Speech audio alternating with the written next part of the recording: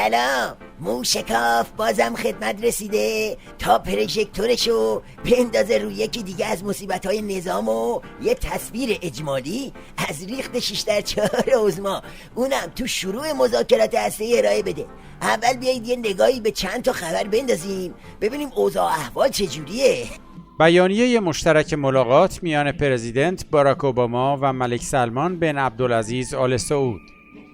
رئیس جمهور نقش رهبری این پادشاهی را در جهان عرب و اسلام برجسته نمود. چطور شد؟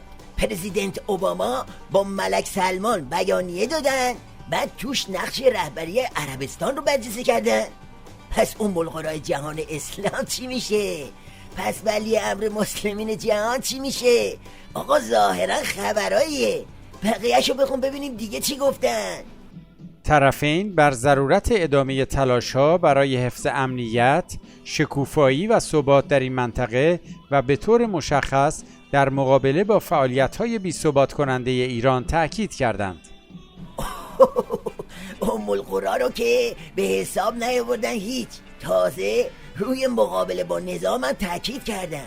این که خیلی سیته که خب دل عظما هوری میریزه پایین دیگه. تازه اگه بیانیه رو دیده باشید خیلی چیزای دیگه هم توش هست، هم بحث رفتن بشار اسده، هم چیدن دنب عظما تو یمنه.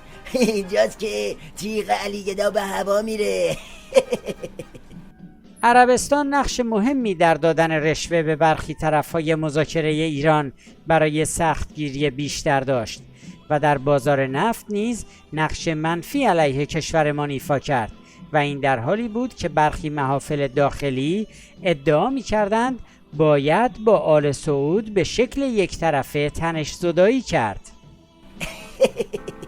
اینا همه نشونه اینه که یه جام پروپیمون از زهر منطقه‌ای اومده روی میز علی گدا و طرف دو را بیشتر نداره، یا سر بکشه و یا بره تو خط شاخ به شاخ شدن، که البته الان با این زهری که تو خونشه حال این حرفا را نداره، یعنی که زهر سلسله‌ای ادامه داره. برو که رفتیم قربون شما.